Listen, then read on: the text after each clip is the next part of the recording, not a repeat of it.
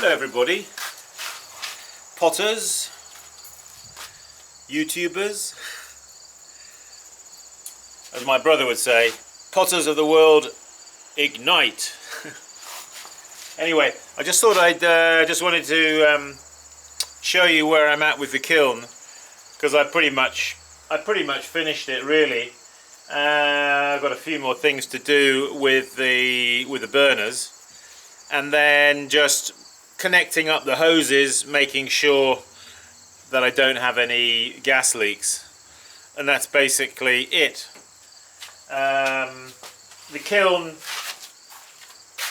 is as it was before, except I've made it lower on the ground, but I've added an extra row of bricks, as you can see here.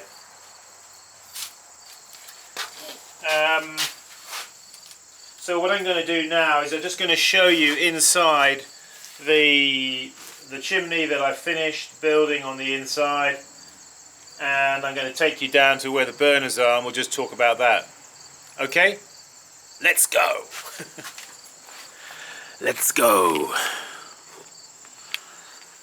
So, since we last met,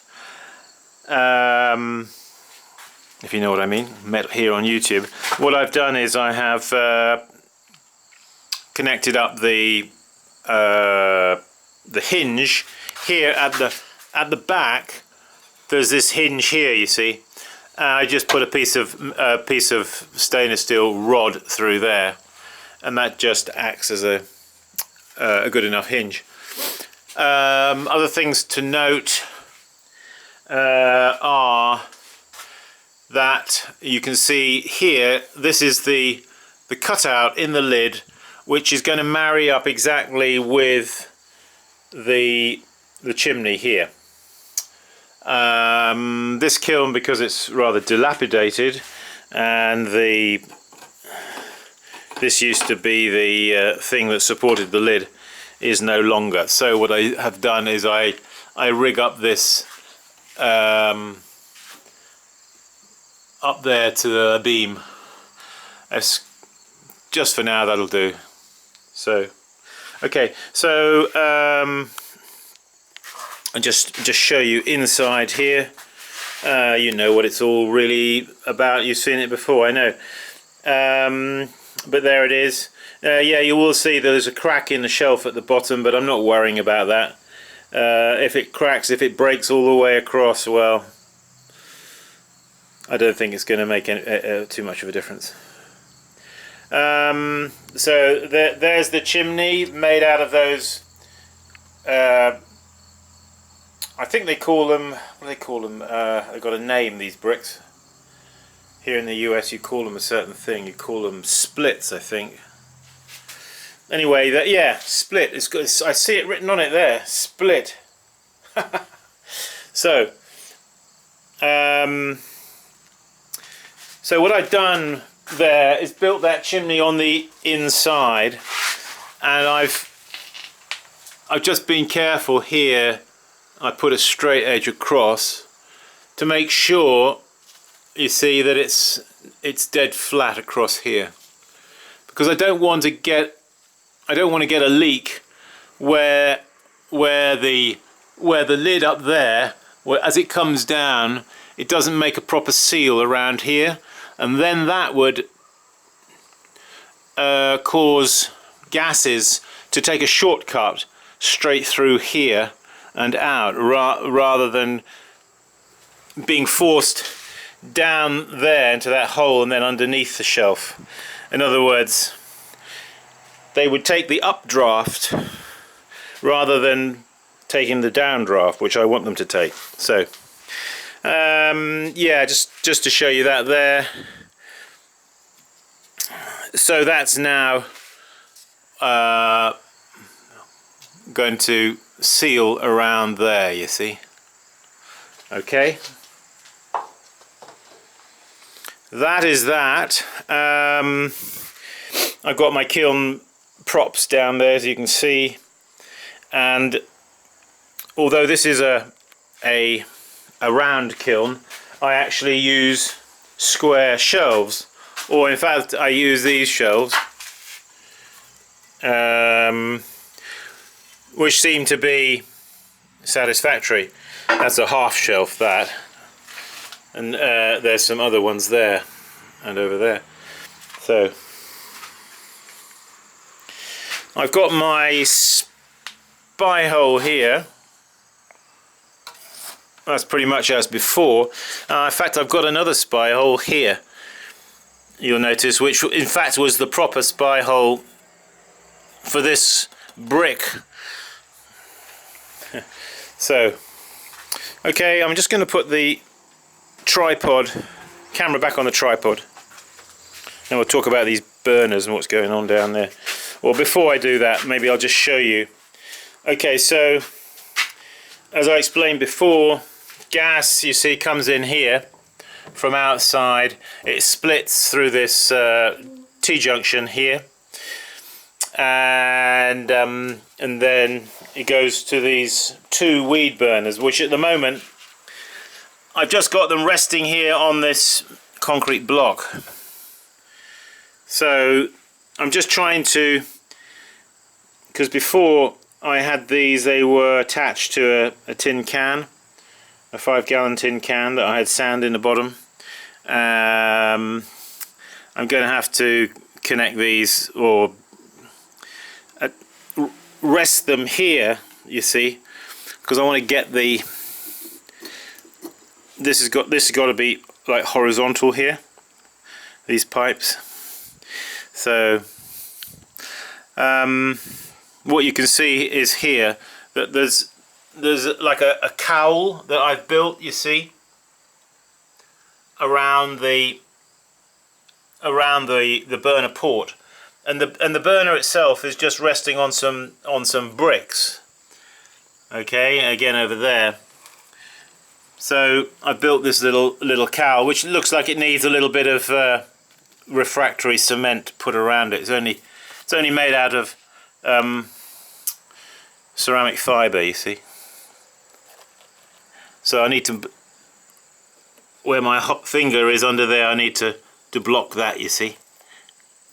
And anyway, those burners, actually, they're finished now, really. They've just putting it on the tripod here, so I'll show you quickly show you. Yeah, so those burners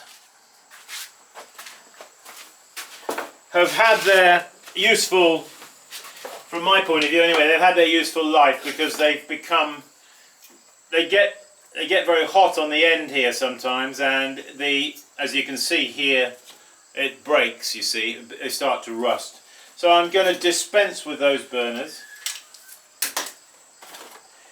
and I've got some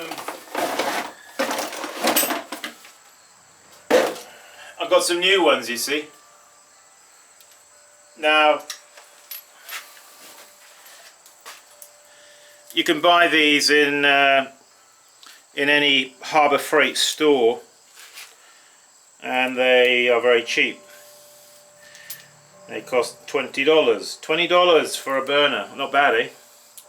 And so we're going to mount these guys up. That.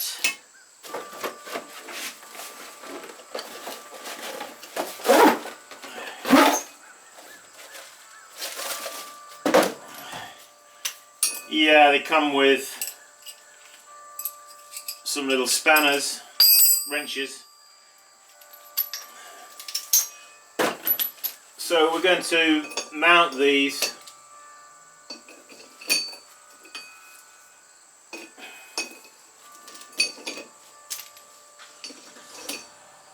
I don't know, you know, to be quite honest with you, I'm not really happy with this setup here on this brick.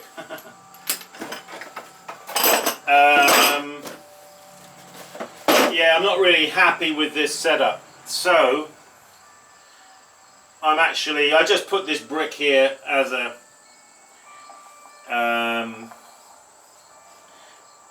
just an approximate height, but really I'm not really happy with it. So I've got to think of something else. If anybody's got a brainwave, just write to me. Always open to other people's good ideas. So yeah, I mean these really, you see,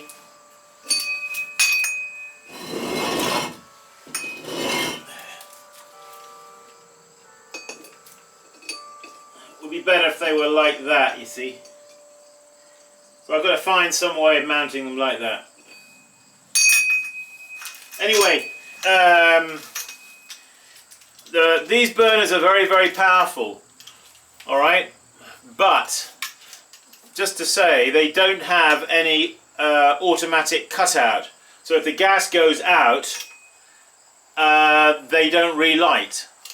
So just bear that in mind, okay?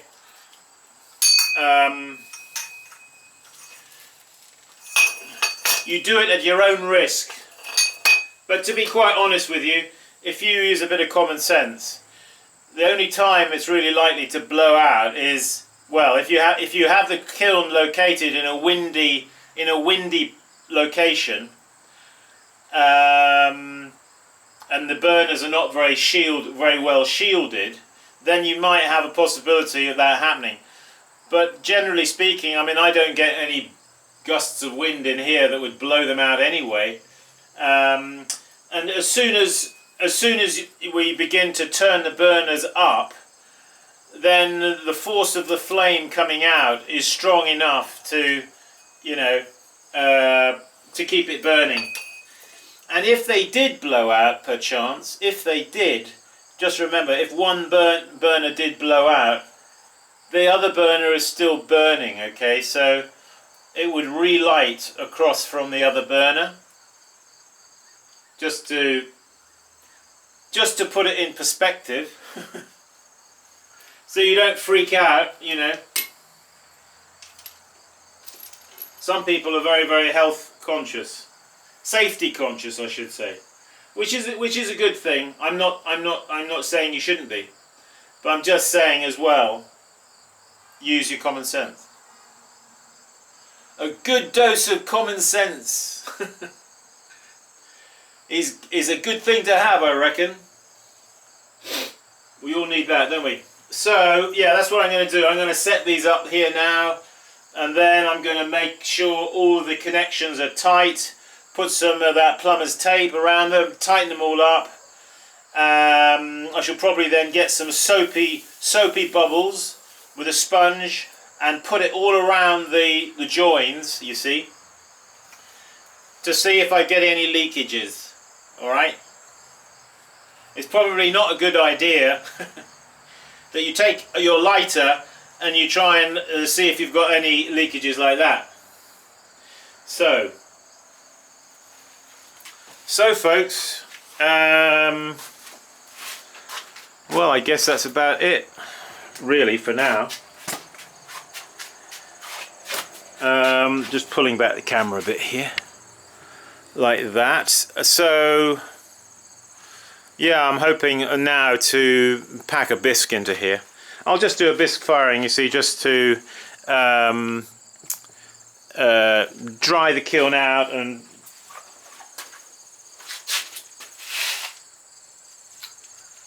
make sure it's all okay, you know, like that. So join us for the next clip, and we'll give you a report how it behaved. Please go to my website, simonleachpottery.com. We have been running some workshops through the summer, and we've still got more to do. We've got a workshop at the end of this month, August 30th and 31st. Then we've got another one in the middle of September, and we've got another one in October. So why don't you join us for a keep practicing throwing workshop?